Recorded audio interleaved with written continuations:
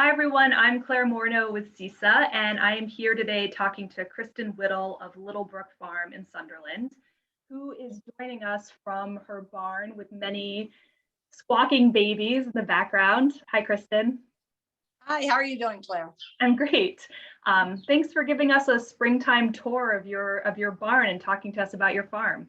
Do you want to start off by just telling us a little bit about Little Brook Farm and what it is that you do? Yeah, so Little Brook Farm I started this in 1983. We produce lamb, chicken, turkeys, and pork. I also make and sell blankets from my wool. I have a goat in the background that's telling me it's time for his bottle.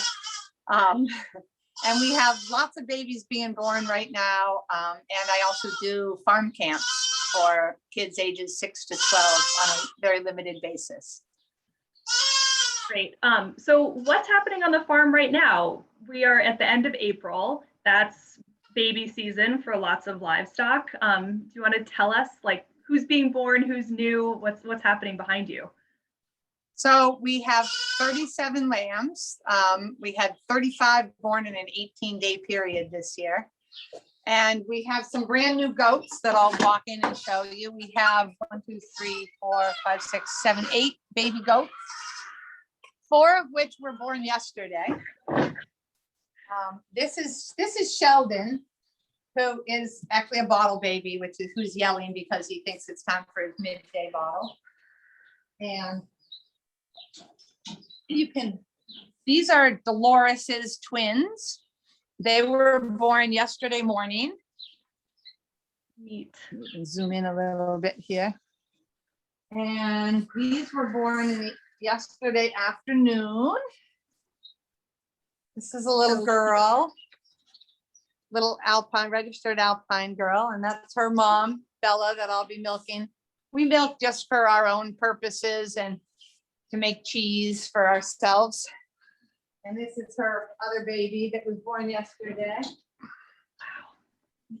Everyone looks so upright for having just given birth and just been born. It's really amazing, isn't it? I had, farm camp this week and the campers were here for her deliveries. So they were pretty amazed at how quickly they come out and they're all wet. They were both amazed and grossed out at times by how messy birth is and how within hours, they're not, within minutes, they're up walking around and looking for the nipple, but within hours they're dry and hopping around. Yeah. So what's it like for you? Over on that side, go ahead. I was just gonna ask, what's it like for you this time of year in terms of catching all these babies and making sure everyone's healthy and thriving? So it's pretty busy. There are definitely some nights that I don't get an enormous amount of sleep. If somebody does come out and they're having a hard time, the goat here trying to go swimming, having a hard time, I might be up every 3-4 hours to make sure that, they're nursing or if they need to get a little help. There's a little baby there nursing away. So those ones there are 24 hours old. That one nursing. Most of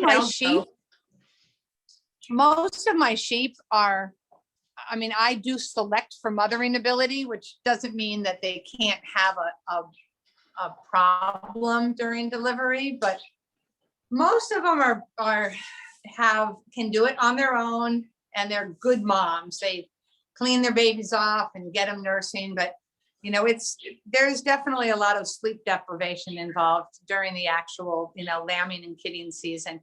I used to do a lot of Nigerians, the little tiny goats, but they have litters. I've had up to 6 couplets out of one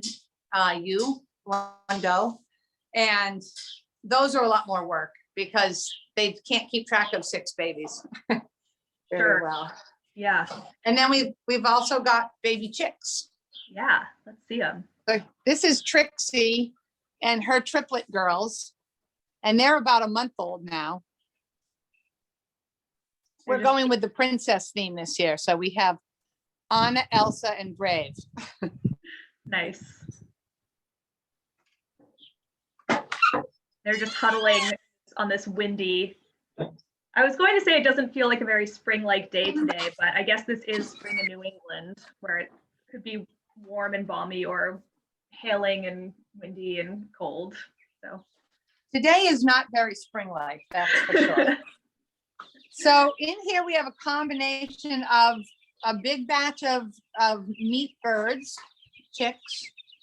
Some of the meat bird chicks have flown over and are, oh, actually that's a layer that have climbed in with the laying chicks. And I'll catch up one. Here, let me catch one of the little poofy-headed ones because they're so cute. I love those little These are, this is a little Polish. And it's going to be a laying hen. Look at that little cap. And I know, that's why, woo. That's why these guys are so cute. It's the breed is called a Polish. And how old are they? These are a week old today. They just came a week ago. So cute. And there's all different colors in here. That's kind of the fun thing with layers is you get all different colors, and like these ones have really fuzzy legs. I don't actually know what this one's going to be yet. I purchased a group of 25 rare breed pullets. Pullets is a female young chicken. And I'll know as they grow older and feather out exactly which ones I ended up with. That's fun. And the different types actually lay different colored eggs, which is very exciting. Yeah, I sell eggs. And most of the people that get my eggs love that 1 dozen of my eggs is all different sizes, all different colors. There's no uniformity. I have brown eggs and dark brown eggs and white eggs, green eggs, blue eggs, speckled eggs. That's great. So this must be pretty exciting for the kids. I mean, the human kids, the children. Absolutely. Do you want to talk a little bit about the farm camp that you run? So I got the idea of doing farm camps probably 20 years ago. I've been doing this for quite a long time now. I'm also a nurse. I'm a retired school nurse at this point. And I was working summers at some other farm camps. And I thought, maybe I should have kids at my farm for a couple of reasons. And one of the main reasons is I would like kids to grow up to be consumers that have an idea of where their food comes from. You know, a lot of people say, oh, you tell them that these ones are being raised for meat and these ones are for eggs. And I said, yeah, absolutely. I mean, I always have some kids that are vegetarians. I have kids that eat meat, and I talk to them about why I choose to only eat meat that's grown locally, and that I really prefer to know who has grown it and how it was raised and why, and that it's important to me. So I want to at least influence this small population about where their food comes from and how to make, smart choices, healthy choices. So that was one of the main reasons that I wanted to do it.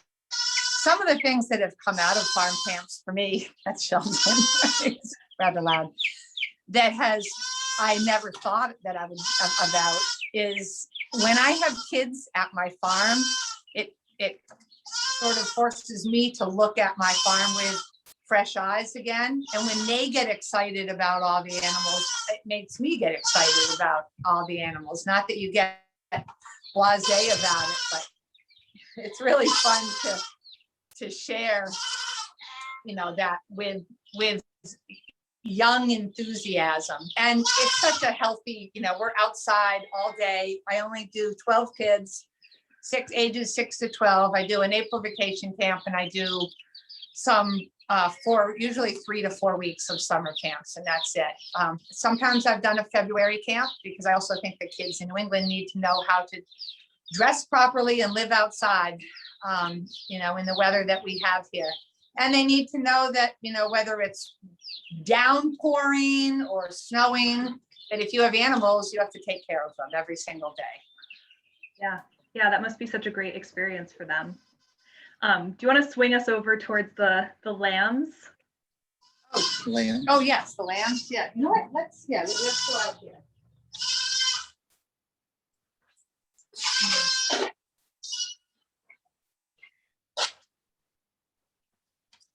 And so you've been able to keep running the camps and generally to keep production up throughout the last year. I know for some businesses and some farms, COVID has been much more disruptive than others. How has this year been for you all?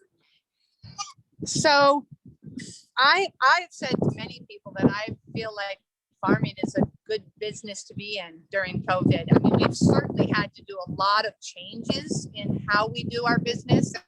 And for some farms, that is more than others. We've got some great groups of farmers in this area that have put a lot of things into place that make it have made it easier. I do sell through the Sunderland Farm Collaborative that was put together by Carol and Pam from Kitchen Garden. Yeah. And she's done an amazing job with that, you know, I've been able to sell meat and eggs through them. So we've had to shift, you know, there's no farmers markets. A lot of people that sold to schools and restaurants, you know, that business has been down. But I have actually been able to still sell to Belly of the Beast and a number of restaurants that have you know, really tried to think outside of the box and figure out another way. Yeah. Who's here to say hello? Yeah. So Millie is, most of the sheep are not this friendly. Millie was a bottle baby that I got from a fellow sheep farmer that lives in New Hampshire, who lambs later in the year, and he lambs completely on pasture instead of in the barn. And occasionally a mama ewe will have two babies and decide that she really only likes one. And he was commuting a lot for a second job to the eastern part of the state and didn't, you know, bottle babies are a lot of work. So I took her and her sister, who were, you know, through no fault of their own, just were not being fed by mom, and bottle fed them. So that's why she's quite friendly. Yeah. Well, this looks like a pretty idyllic place to have ended up for her and for kids. She's very happy here. Yeah. You were talking about your blankets. I'm sorry, I'm sending you all over the farm. But I wanted to ask you about that. You said you had a new run of blankets that you were producing from your. So that was another thing that during COVID, I have had this idea for a long time of wanting to do what I call a blessing blanket.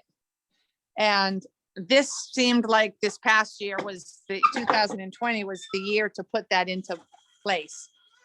I always feel, I do truly feel like, you know, I am blessed to have this farm to be able to get up every day and spend time with the animals. And I thought, you know, there's a lot of people that have had a lot of hardship during COVID, and how could I share that with them? So I bring my wool up to McCausland's Woolen Mill, which is the oldest woolen mill in North America. It's in Prince Edward Island. And I just like the work that they do. And I had this blanket made that's called the blessing blanket.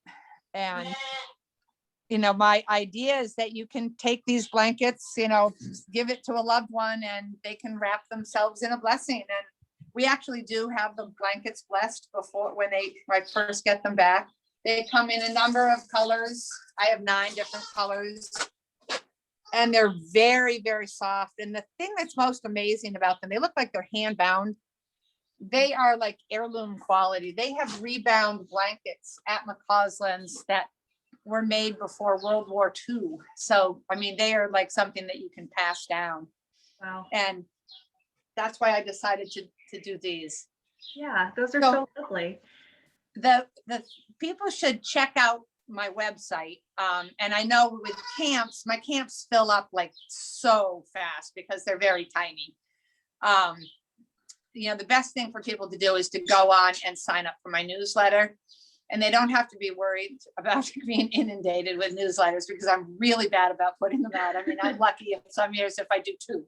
So I'm really bad about it. But I do let people know if I'm having an open house for animals through the newsletter, or if I have camps opening, or I have fresh chicken coming back. Oh, and that's the other great thing is down the road from me now is Reed Farm, which does all my chicken processing. So my Yeah. chicks are grown and butchered, you know, within a half a mile radius, which is really, really nice for them and very, you know, non-stressful for them.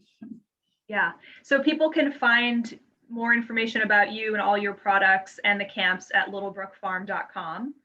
Yep. And they can find your products at Sunderland through the Sunderland Farm Collaborative. Are there other places that people should look for you? You know, right now, just as far as markets go, through Sunderland Farm Collaborative, and people contact me directly if they want to buy chicken or reserve a turkey for the fall.